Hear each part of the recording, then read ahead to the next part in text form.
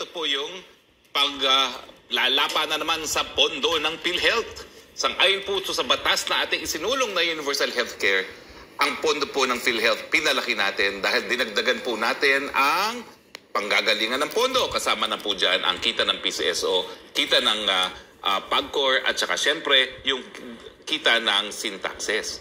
Mantakin ninyo, ang batas ay sinasabi lahat ng pondo ng PhilHealth dapat ibigay bilang benepisyo.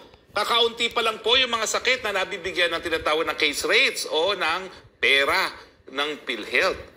Ako nga po, ilang beses na ako na hospital sa pulmonya, hanggang 7,000 lang nakukuha ko dahil yun lang po ang case ang rate ng 7,000 para sa pulmonya.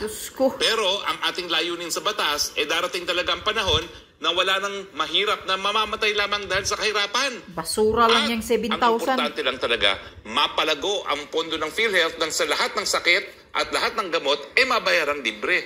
Mantakin nyo, ito na po ang ebidensya. Abay, sobra daw ng 90 billion ang pera ng PhilHealth. At ngayon, ibinabalik nila ito sa national government, sa Bureau of Treasury.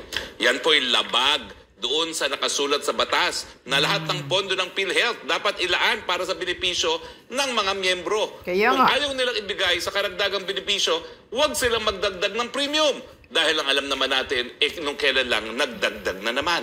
Ang nakakabahala, ito po, sang-ayon dito sa aking memorandum na pinapakita ngayon sa screen, aprobado na pala ng Board of Directors ng PhilHealth ang pagbabalik ng mahalagang 90 billion pesos para po lustayin at lapain ng gobyerno. At ito pala po, bago pa naisiwalat, ang unang 20 billion ay naibalik na sa Treasury.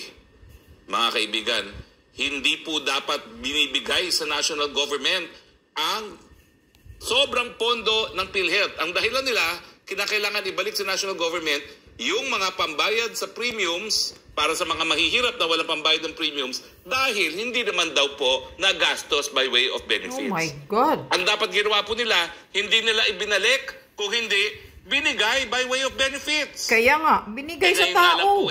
Meron na namang mga may-ari ng hospital na nag-text sa akin at ang sabi, tapos makita yung aking vlog kagabi tungkol nga dito, abay, ang dami daw na hindi pa nababayaran ng PhilHealth sa mga pribadong ospital. Anong sasabihin ninyo na sobra ang pondo ng PhilHealth? Samantalang napakalaki pa rin ng utang ninyo. Utang sa mga hospital, mga private and government. Na itong memorandum ay alinsunod na sa approval ng board. So naitago nila yan bago ko maisiwalat. At kung titignan nyo po, ang unang naging release ay Mayo.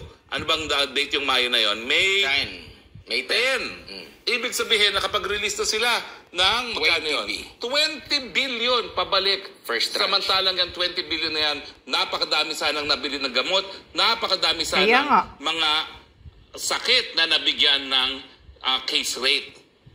Nasaan na ba ho ang konsyensya ng ating mga namumuno sa bayang ito? 10 billion, 30. Palibasa, lahat sila, ang daming nakaw na pera at hindi nila kinakailangan ng tulong sa gobyerno pag sila nagkasakit dahil sila nag-i-stay pa sa mga malahotel, mga ospital. Pero paano naman po yung mga mahihirap na 90 billion could have? Baka po pwede na pong nasalba ang buhay ng napakadaming mga mahihirap kung ginamit yan sa benepisyo.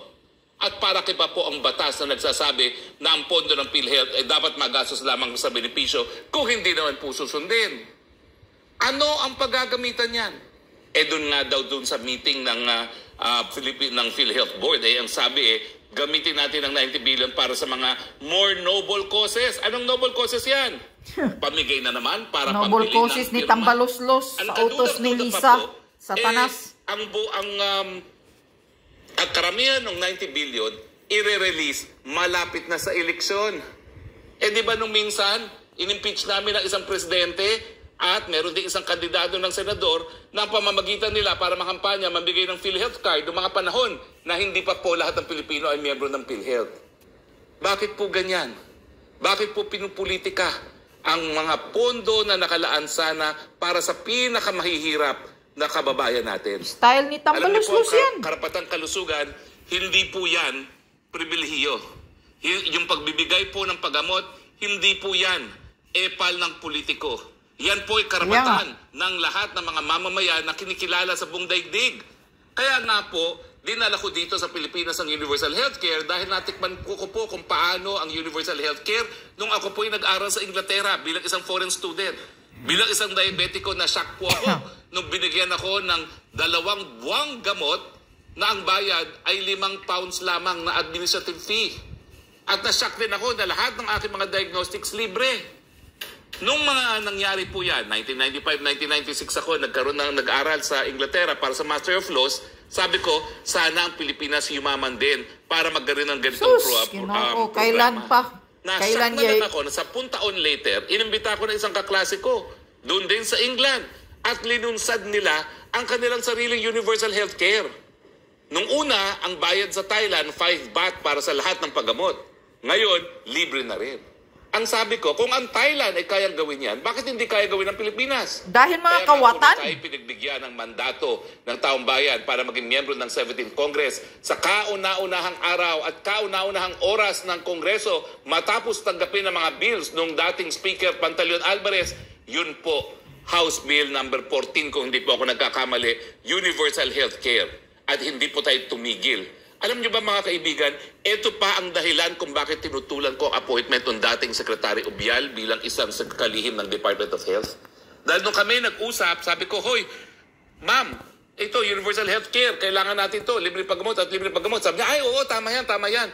Mantakin mo, matapos ang mga 2 linggo, siya ay nagpresenta ng legislative agenda sa Kongreso at walang universal healthcare. At nung tinanong ko sa kanya, bakit wala yung pinag-usapan natin? Sabi niya, meron na tayo nun. Mali po. Bago po magkaroon ng universal healthcare, bagamat narariyan na ang PhilHealth, ang nais ko nga sana ay baguhin ang pangalan ng PhilHealth para matanggal na rin ang lahat ng mga buhaya dyan na naglulustay ng pera ng PhilHealth. Kaya nga. Ang meron lang po tayo ay health insurance. Dahil dati, bago ang batas natin, ang pribilehiyo, ang mga benepisyo na nakukuha sa PhilHealth, nakasalalay sa amount na kinokontribute ng mga members. Pero ang universal healthcare po, ang pagkakaiba, alam natin na yung premiums hindi sapat para ibigay yung mga benepisyo na kinakailangan ng ating mga kababayan.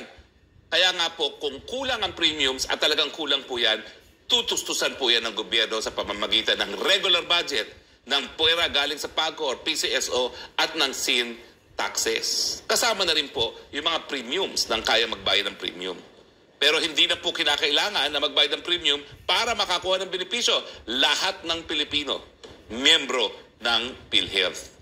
Hindi na kinakailangan manggaling sa kanilang bulsa ang premiums. At ito po yung ginamit nilang 90 billion. Yung nakalaan na pondo ng gobyerno para gawing premiums ng mga hindi kaya magbayad ng premiums. Paano na ngayon ang gagawin ng mga mahihirap na hindi nila kaya magbayad ng premiums, ibinalik sa gobyerno yung 90 billion. Mamamatay na lang sila dahil sa kahirapan. Kaya nga. Ang punto nga po, wala talagang malasakit sa mga mahihirap. Ni PBBM kumuha ng mga kapital, kaya lamyerda siya ng lamyerda sa buong daigdig. Hindi ba magkanong sabi niya, 3 trillion in investments daw ang nakuha niya. Bakit ngayon walang pera ang treasury? Oh. At ang kukunin pa, yun nakalaan na para isalba ang buhay ng mga mahihirap. Diyos ko. Magpakatotoo po kayo dyan sa gobyerno. Sabihin nyo ng totoo. Hindi magpakatotoo yan.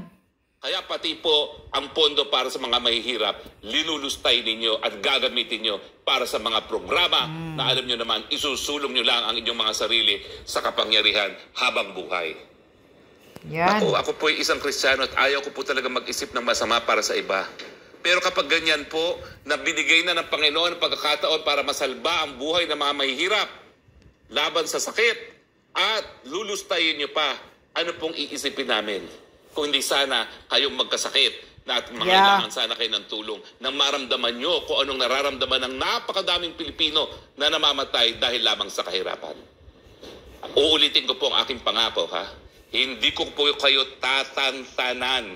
Pakukulong ko po kayo. Dahil kasalanan talaga ang ginawa ninyo na yung para sa mahirap, para sa kinakailangan sana, tustusan ang buhay ng mga mahihirap, lulustayin nyo pa ngayon. Pakulong mo pa, kasi isali mo si Lisa at yung mga taga-Malacanang dyan. Dati pa yan, 2017 pa yan, mula nung sinulong natin ang PhilHealth, bantay sarado na ako sa inyo. Di ba nangako naman ako kung nababantayan ko kayo? Bakit akalain nyo ngayon, makakalusot kayo? Hindi po. At antayin nyo po ang inyong mga demanda this time. Dahil 4 na beses po kayo na maglulustay ng halaga ng pera para sa mga mahihirap, sapat na po yan para sa plunder. Habang buhay po kayo ipakukulong. Yes. Kayo mga walang konsyensya, Gawin walang mo. kaluluwa dyan sa PhilHealth. Attorney,